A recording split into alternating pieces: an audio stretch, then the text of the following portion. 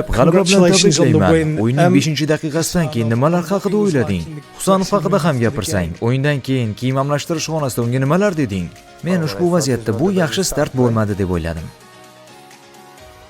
U bundan dars oladi.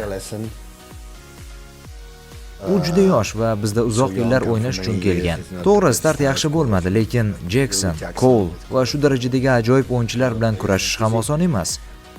Va menga uning jamoadoshlarining reaksiyasi ham juda yoqdi. U bizda bor yo'g'i bitta mashg'ulot o'tkazdi. U aytarli hech nima qilishga ulgurmadi, chunki biz yaqindagina Parijdan keldik. Shu sababli tiklanishimiz ham kerak edi. U esa hali yosh, u o'rganmoqda. Men unga ishonaman. Bu unga dars bo'ladi. Jamoaning reaksiyasi esa yaxshi bo'ldi. Bu vaziyatdan keyin Cole hisobni 2-0 qilishi ham mumkin edi.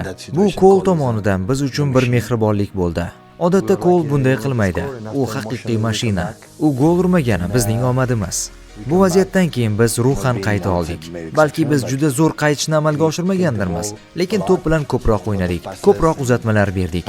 Tarkibingizda yosh futbolchi o'z debyutida qiyinchiliklarga duch kelayotgan bo'lsa, unga qanday qilib ko'rsatmalar berasiz? Uni o'yinning 5-daqiqasidan keyin zaxiraga olish haqida o'ylamadingizmi?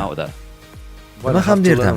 U bilan gaplash uchun men rus yoki o'zbekchani o'rganishim kerak shekilli. U ingliz tilida bemalol gaplasha oladi deya olmayman. Ammo bunday vaziyatlarda eshitadigan gapning o'zi yo'q. U xatoga yo'l qo'yganini biladi. U bunday vaziyatga duch kelishini oldindan bila olmaydi-ku. Oxirgi marta men bunday holatni 1 yoki 2 yil oldin Phil bilan qilgandim. Bu normal holat. Men unga qarab, "Bo'ldi, xato qilma" demayman-ku. Buni uning o'zi ham xohlaydi. Men Stonesni uning xatosi sababli emas, balki kartochkasi borligi uchun zaxiraga oldim. Jon endigina safga qaytdi va u ritmni his qilib olishi ham kerak edi.